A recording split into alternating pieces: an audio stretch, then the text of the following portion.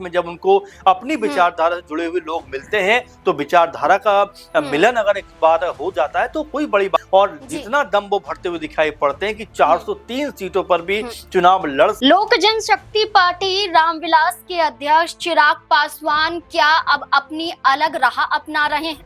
क्या बीजेपी के साथ गठबंधन में नहीं रहना चाहते हैं?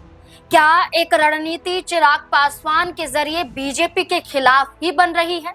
ये सवाल चिराग पासवान को लेकर उठेंगे क्योंकि उनके हालिया बयानों से तो यही अंदाजा लगाया जा रहा है कि चिराग पासवान बीजेपी का समर्थन नहीं कर रहे हैं। चाहे वो फिर बयान बांकीपुर उपचुनाव में हार की वजह से जुड़ जाता हो या फिर उत्तर प्रदेश के विधानसभा चुनाव से जुड़ जाता हो या फिर पंजाब के विधानसभा चुनाव से जुड़ जाता हो, हर एक मुद्दे पर दिए गए बयानों के आधार पर माना जा रहा है कि चिराग पासवान बीजेपी के साथ नहीं रहना चाहते।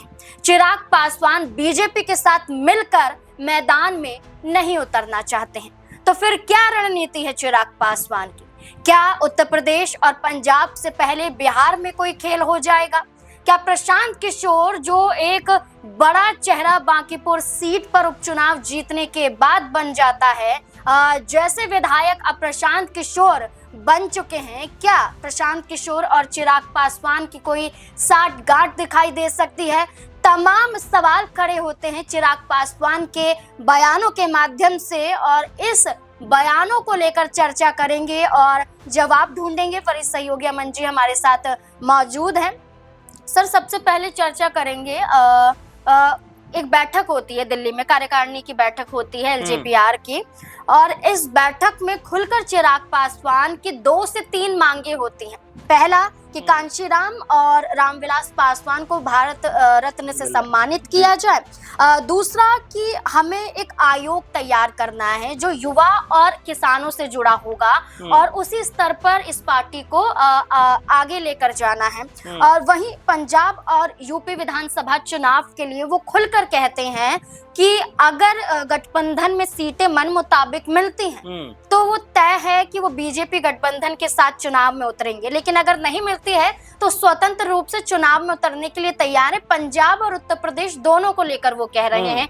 क्या ये बयान बताते हैं कि कुछ खेल तो 27 के चुनाव में हो सकता है? देखिए, बिल्कुल चिराग पासवान की जो राजनीति रही है अब तक की अगर हम देखें तो लगातार उनके बयान कुछ ऐसे रहते हैं जो अमूमन बीजेपी की जो एक लीक होती है उससे हटके दिखाई पड़ते हैं। यानी जो बीजेपी जिस तरह की राजनीति चाहती है उससे एकदम जुदा राजनीति जो है वो चिराग पासवान की दिखाई पड़ती है। कभी नमाज को लेकर बात कहते हैं, कभी अपने टीका लगाने को लेकर बात कहते हैं, कभी धर्म जाति को लेकर बात कहते हैं कि भाई ये बहुत निजी मामले हैं, इसको लेकर हमें सार्वजनिक तौर पर बात नहीं करनी चाहिए, क्योंकि जो आस्था का विषय है बड़ा व्यक्तिगत विषय होता है। हमें बात करना चाहिए कि कैसे बेहतर शिक्षा हो, कैसे बेहतर हम जो विकास करें, कैसे बेहतर हम रोजगार के मौके लेकर आए। तो इस तरह की बातें चिराग पासवान कहते हुए अब तक नजर आए हैं। लेकिन अब अगर हम उनके तमाम विचारों को निचोड़ कर देखें तो चूंकि उत्तर प्रदेश का चुनाव सामने दिखाई पड़ता है जहां पर वो लगभग जो उनकी स्थिति है वो ये नजर आती है कि वो अपनी पार्टी को अब उत्तर प्रदेश में भी एस्टैब्लिश करना चाहते हैं, अपनी पार्टी को मजबूत करना चाहते हैं। दिल्ली में चुनाव लड़ते हैं,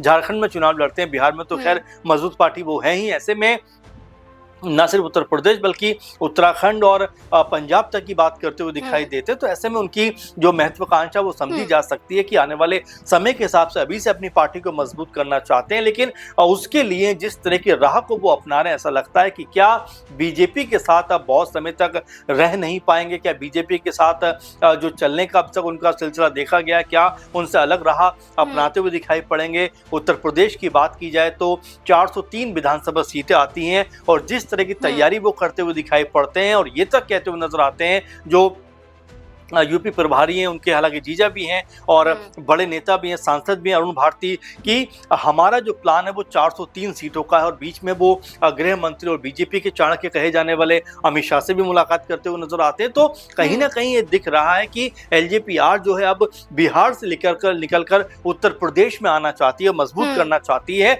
और जितना दम वो भरते हुए दिखाई पड़ते हैं कि 403 सीटों पर भी चुनाव लड़ सकते हैं, तो क्या वो संदेश देना चाहते हैं, क्या ये बताना चाहते हैं कि बीजेपी ने अगर उनको जो है उनके जो उनकी डिमांड है, जो उनकी मांग है, अगर उनके मुताबिक सीटें नहीं दी तो क्या अपनी अलग राह अपनाते हुए दिखाई पड़ेंगे, और अगर ऐसा होता है तो क्या गठबंधन से फिर उनका नाता टूटता हुआ दिखाई पड़ेगा। तो ये तमाम सारे सवाल हैं। क्योंकि अभी यूपी चुनाव दूर है, लेकिन उतना भी दूर नहीं है कि यहाँ से कोई 2-3 साल की बात हो, क्योंकि 5-6 महीने के अंदर उत्तर प्रदेश में चुनाव का पूरा माहौल बनेगा, चुनाव होता हुआ दिखाई पड़ेगा। ऐसे में चिराग पासवान की जो बयानबाजी है उसको देखकर ऐसा लगता है कि बीजेपी अगर सीटें देगी तो ठीक है, और नहीं देगी सीटें तब भी वो चुनाव में उतरने को पूरी तरीके से तैयार अच्छा सर, युवाओं को जोड़ने की खासा तौर पर कोशिश की जा रही है पार्टियों के जरिए।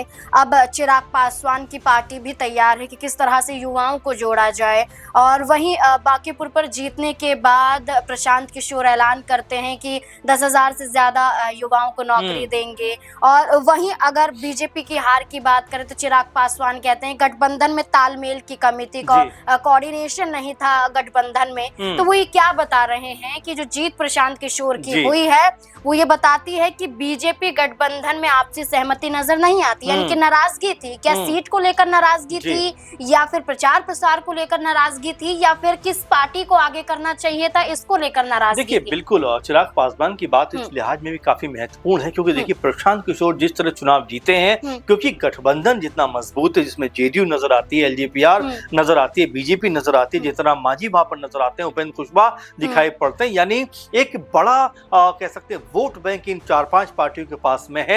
लेकिन उन सब के बावजूद भी प्रशांत किशोर की जीत ये बताती है कि क्या बीजेपी खेमे के अंदर और क्या जो एनडीए खेमे के अंदर आपसी तालमेल का अभाव था। क्योंकि हमने देखा नीतीश कुमार को लेकर बातें कही गई कि भाई उनको भी होना चाहिए था, चिराग पासवान जिस तरह के नेता हैं उनको भी होना चाहिए था। तो ये कहीं ना कहीं वजह बना कि यहाँ पर जो बीजेपी को हार मिली, जो एक कोऑर्डिनेशन एनडीए कुनबे में होना चाहिए था वो नजर नहीं आया। और जो आप बात कह रहे थे कि क्या प्रशांत किशोर की जैसी ही कह सकते हैं कि बयानबाजी अब चिराग पासवान करते हुए दिखाई पड़ते, चूंकि धर्म जाति की बात नहीं करते और जो वोट साधने के लिए उलझुल बयानबाजी नहीं करते, सधे हुए अंदाज में बात रखते हैं, और वैसा ही जो प्रशांत किशोर है बात करते हुए दिखाई पड़ते हैं। तो देखिए हर राजनीतिक तौर पर हम देखें तो हर एक पार्टी के पास में अपनी इंडिविजुअल विचारधारा होती है, और समय के साथ में जब उनको अपनी विचारधारा से जुड़े हुए लोग मिलते हैं तो विचारधारा का मिलन अगर एक बार हो जाता है तो कोई बड़ी बात नहीं, गठबंधन होते हुए दिखाई पड़ते हैं। हालांकि अभी इसमें भी बहुत जल्दबाजी हो जाए, क्योंकि प्रशांत किशोर ने अभी बांकीपुर चुनाव जीता है। उनकी पार्टी बिहार के अंदर कोई बहुत बड़ी पार्टी नहीं बनी, लेकिन हाँ इस जीत के बाद ऐसा लगता है कि बिहार के अंदर जन स्वराज जो बड़ी पार्टी बनकर उभर सकती है। तो क्या आने वाले समय में चिराग पासवान भी इस तरफ जो है देखते हुए दिखाई पड़ सकते हैं, क्योंकि अभी बहुत शुरुआती मामला है, बहुत ज्यादा इसके ऊपर बात नहीं कर सकते। लेकिन प्रशांत किशोर की जो रणनीतिक तौर पर अपनी समझ रही है और अपना जो अनुभव रहा है, क्योंकि बीते दिनों हमने महाराष्ट्र में भी उनको देखा जहां सुनेत्रा पवार के साथ में वो बैठकर जो है मीटिंग करते हुए दिखाई पड़ते हैं। तो क्या वो भी अब अपनी पार्टी को नेशनल लेवल तक लेकर आना चाहते हैं? क्या बिहार से निकलकर और राज्यों में भी अपनी पार्टी को बड़ा करना चाहते हैं? और वैसे ही चिराग पासवान भी यहाँ पर ये कार्य करते हुए दिखाई देते हैं। कभी दिल्ली में चुनाव लड़ते हैं, झारखंड में चुनाव लड़ते हैं, उत्तराखंड की तैयारी करते हैं, पंजाब की तैयारी करते हैं, और उत्तर प्रदेश में तो कम से कम जो है 403 सीटों की तैयारी करते हैं। तो अपने आप में ये पता चलता है कि दोनों ही जो बड़े चेहरे बिहार के हैं, क्या आने वाले समय में पॉलिटिकल तौर पर कोई गठबंधन करते हुए दिखाई पड़ सकते हैं, क्योंकि राजनीति की जो विचारधारा है वो लगभग बराबर दिखाई पड़ती है। बिल्कुल। अब ये कहा जा रहा है कि चिराग पासवान ने बयान तो दे दिया है, लेकिन अब चुनाव के दौरान ही पता चलेगा कि आखिरकार करना क्या। बिल्कुल, अब यही देखना होगा कि उत्तर प्रदेश में होने वाले 2027 के विधानसभा चुनाव से पहले जब बैठक एनडीए की होगी, जब सीटों को लेकर बंटवारा किया जाएगा, तो क्या चिराग पासवान को मन मुताबिक सम्मानजनक सीटें मिलेंगी या फिर नहीं, और अगर नहीं मिलती हैं तो तब चिराग पासवान क्या करेंगे। जैसा शुरुआत में उन्होंने कहा कि ये अपनी पार्टी को 403 सीटें यानी कि यूपी की सभी सीटों पर मजबूत करेंगे, तो क्या इसी राह को अपनाएंगे कि सभी सीटों पर अपनी पार्टी को उतार देंगे चुनाव लड़ने के लिए, या फिर बीजेपी जैसा करती है उसे मानने के लिए मजबूर हो जाएंगे? आपको क्या लगता है इस बयान के आधार पर और यूपी विधानसभा चुनाव के आधार पर? अपनी राय कमेंट सेक्शन में जरूर दें। धन्यवाद।